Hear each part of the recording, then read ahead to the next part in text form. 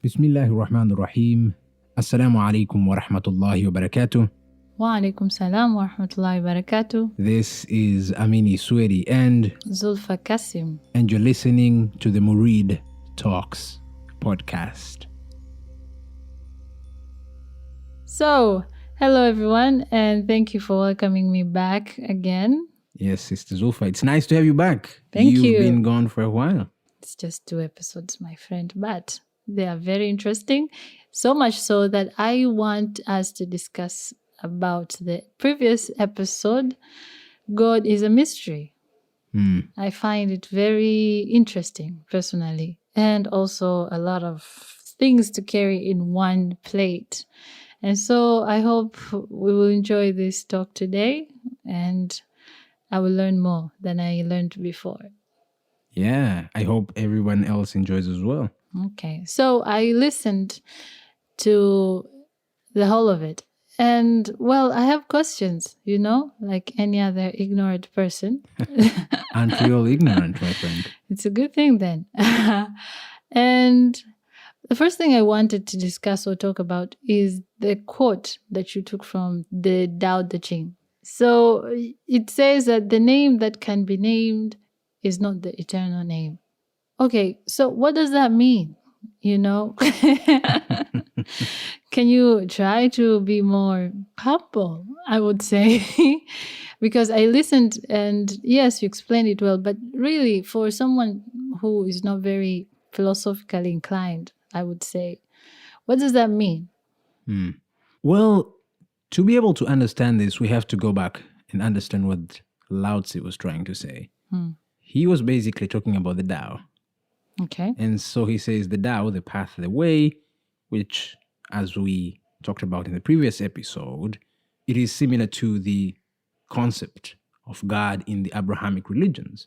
Okay. So Lao Tzu says, the Tao that can be named is not the eternal Tao. The path that can be identified, delimited, bound by a certain expression is not the true and eternal Tao.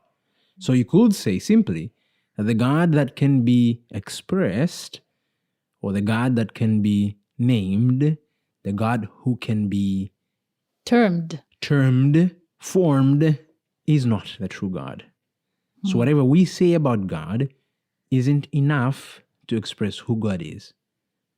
So that's the simple expression of the Tao that can be named is not the true and eternal Tao. So you're saying that we have a tendency to perceive God in a certain way. And whatever that perception is, it is not God. We have a tendency to delimit God.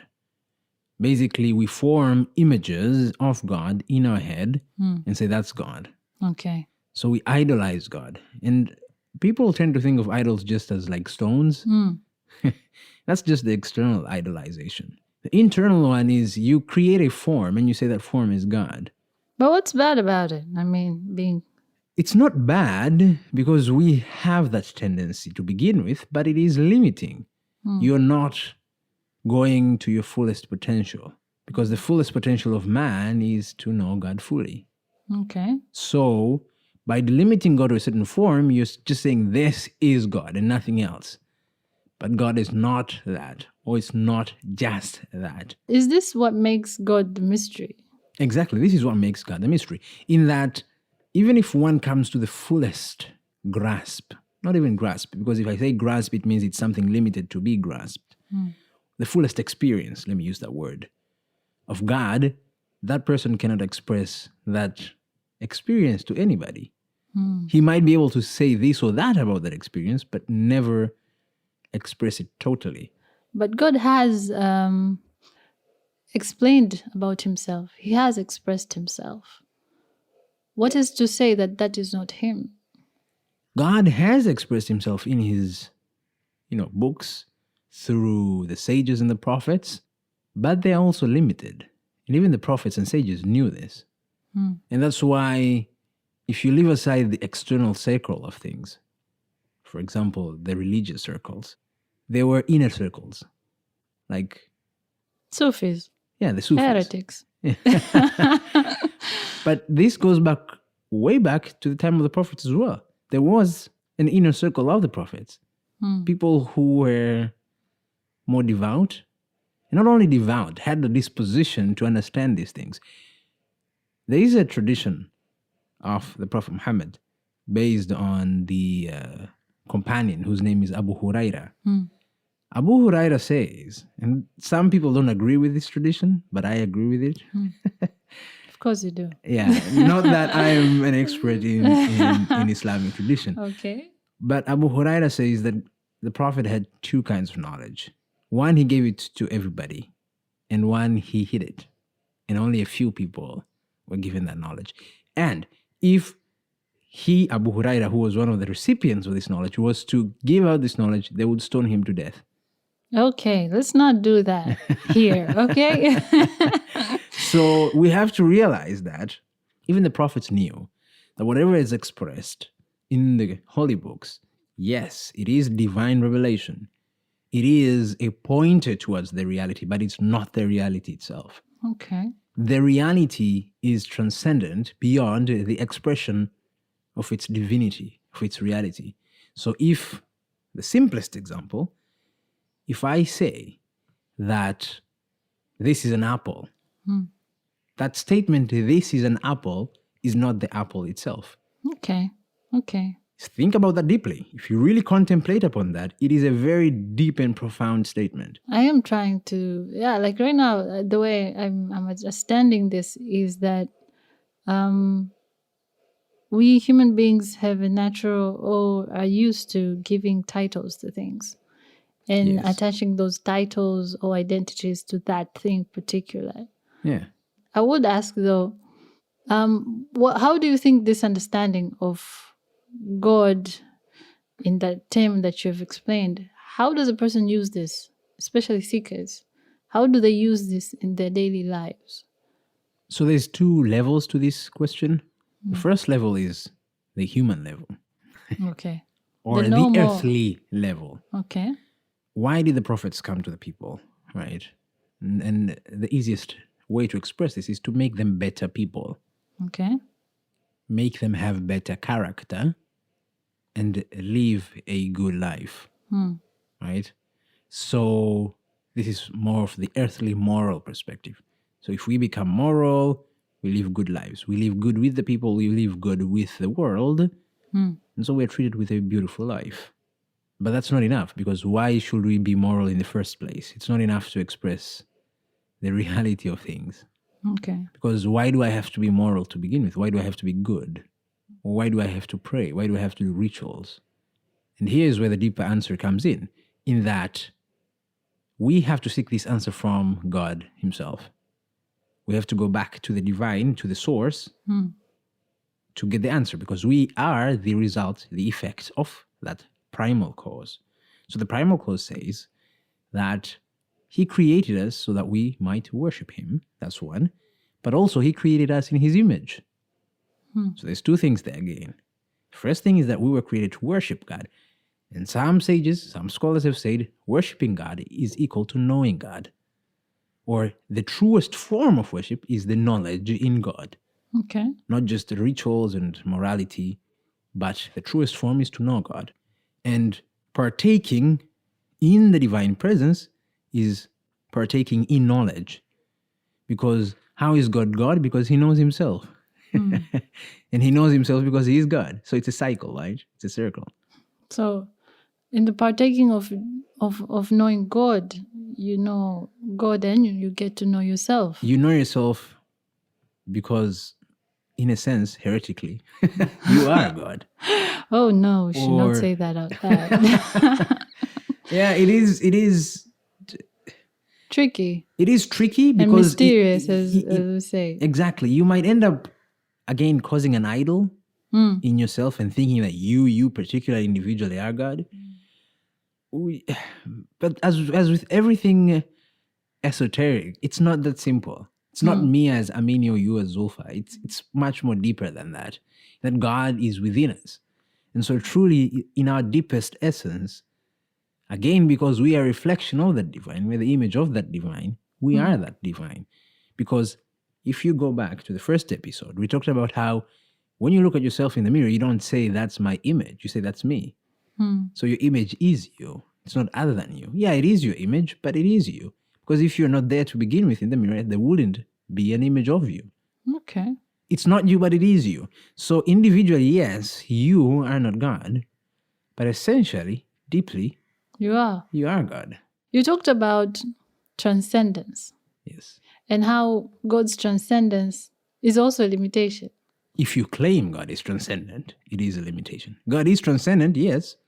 But if you claim it, you have already delimited God. You've bound God to the concept of transcendence. So the same as you bounding your understanding of you as the image of God is one limit. Yeah. And transcendence also is another extreme limit. It is an extreme limit. Yes. So what is it? What are we looking into? Why are you laughing?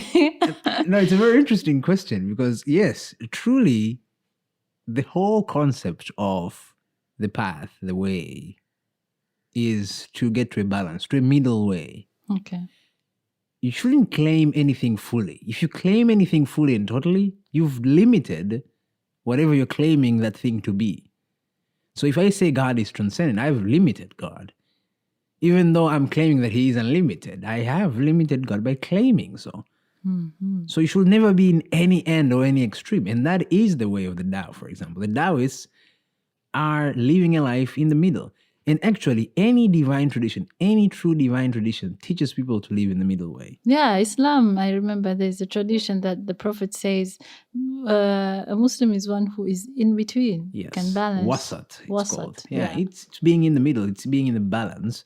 In that, you shouldn't claim that God is transcendent fully, nor should you claim that he is immanent fully.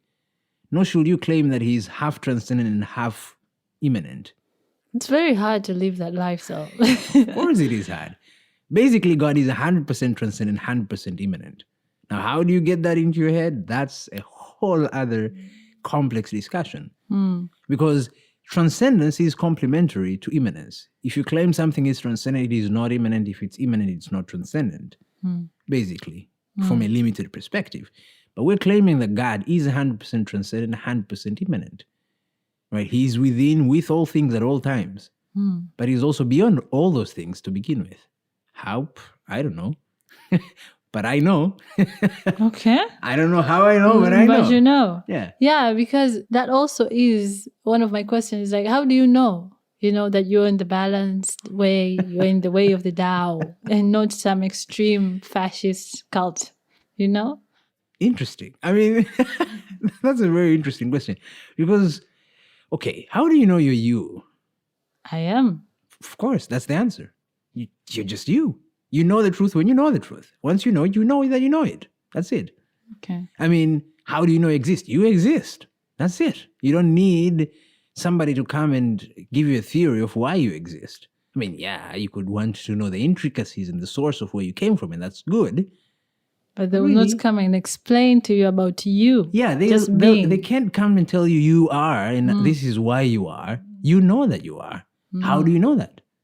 You've been knowing it since you were a child, since before you even started asking these kind of questions. And maybe you did ask these kind of questions when you were a child. I don't know.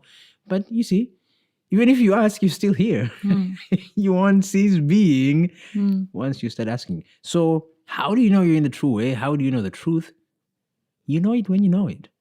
And let me give you a story with this. Okay, story time. So I used to ask my teacher, right? How will I know when I know? When I was first initiated in the path, I kept asking that question. Like, how do I know when I know? How will I know? Tell me, give me a pointer, right?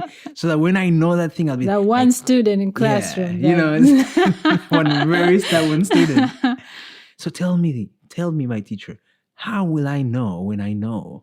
And he kept smiling. I remember his face every time. He said, you'll know when you know. Oh, that's infuriating in our... Very infuriating. I used to hate that answer, but yet I trusted in my teacher. I trusted the process. And I remember one day something came to me, an intuition, and this led me to a realization of what we talked about in the third episode, or the fourth, I can't remember. Because there are so many. Yeah, because there's so many. And I was like, wow, I know what he's talking about right now. Because I knew when I knew.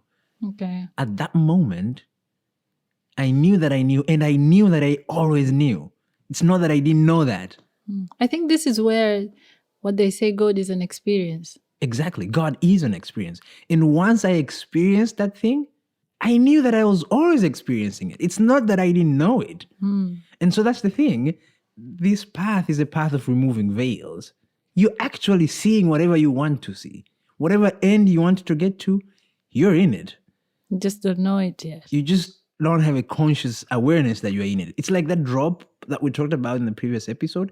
That drop, it's not that it's dropping out into the ocean. It's already in the ocean. But it just thinks that it's a drop.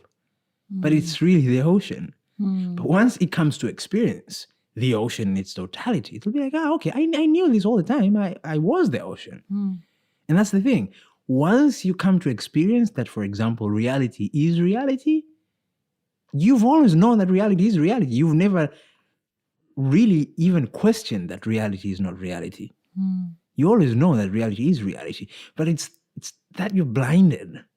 And it's so funny. Yeah, at the time you're just blinded by it. Yeah, you're blinded by it. And that's the thing. God says he is the manifest and the non-manifest, the Zahir Batin. And the scholars expand on this and say that God is manifest in his non-manifestedness, and he is non-manifest in his manifestedness. Oh, so yin yang. That kind of thing. So there's the yin in the yang in the yin, and the yin yang is it's not two separate things. It's exactly the yin yang. Yeah. Exactly. You're going back to the Taoists. Exactly the yin yang. Like it's one is in the other and the other is in the exactly. and they're just one. They're one. So it's not the yin and the yang, it's yin yang. So transcendence and immanence. It's not transcendence and then plus immanence. You know? But it's transcendence, immanence. Think of them as one. Wow, now I'm thinking of someone like Lao Tzu walking. And you just see this old guy, but he's actually having existence in his head. Of course. I mean, it's I used to ask these questions to some of my teachers, like, you know what, if you just believe in God, it's enough. You don't have to go through all this. Yeah, why complicate? why go through the mess, But once you taste the delicacy of the experience, of experiencing God and understanding him in that intimate level, it's a whole new phase. It's a whole new and phase. It makes your belief in the divine entity much more sensible, much more meaningful, but also much more real, Exactly. We have a tendency of putting God as someone other than ourselves. But when God tells you you are in his image and he's also transcended, like he's in and out at the same time. Exactly. Yeah, even in the moral compass level, you reach a point you can't do what he doesn't want you to do. Exactly. And that's when they say that I'll become your eyes and your ears and your hands. Yes. You become him and he becomes you. Yeah. So it's this beautiful dance. Yeah. And I don't know, I find it extremely exciting. Like it is. And that's the thing. Precisely what you're talking about. The law is here to teach the mass. Do this, don't do this. If you do this, you will live in the reflection of the divine presence. If you don't do this, you are living outside the reflection of the divine presence. But the seeker, who then attains to the point of realization and enlightenment here, knows for certainty that he does what he does out of reflection of the divine presence. So he becomes saintly, not because he's been ordered to be saintly, not because he's been told to do this and don't do this, but he knows why he's doing it. He knows why he is good, because he has always been good. Within him, the essence has always existed to make him good. So being bad is more as a contingency The reality is being good. And that is why saints are like, I don't know, angels. Yeah. I don't know another word to use. They seem like out of this world, Yeah. but they're so into it. Yeah, they're fully human.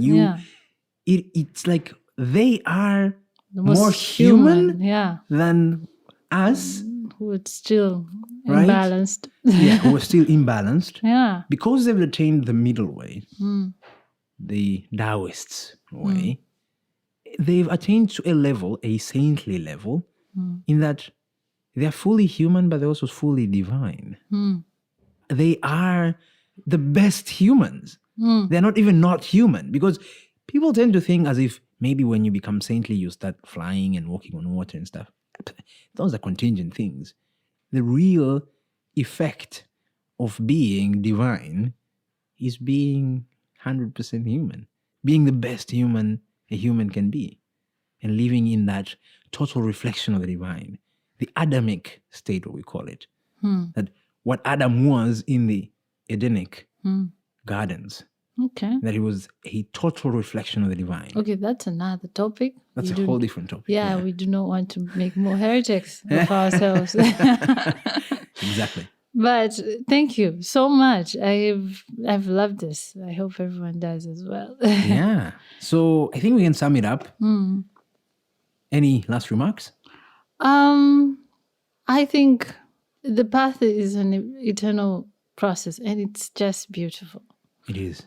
And I hope more can see this. You know, Rumi has this very famous poem, like "Come, come." It's whoever you are. Yeah, whoever you are.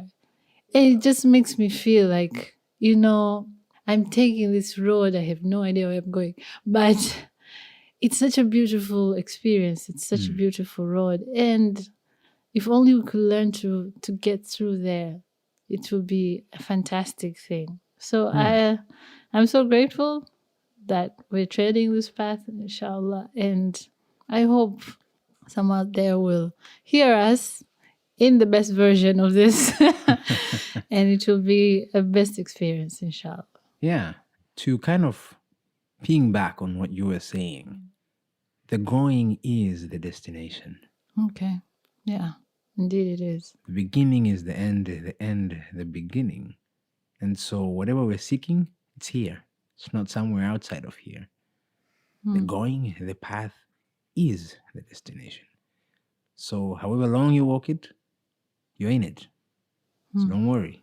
Just go forth. Go forth. Such a hopeful thing. I mean, there's so much crap in this world. Of course, unfortunately. Yeah, but thank you. Thank you so much. Thank you as well. I hope everyone enjoyed. Assalamu alaikum wa rahmatullahi wa barakatuh. Wa alaikum salam wa rahmatullahi wa barakatuh.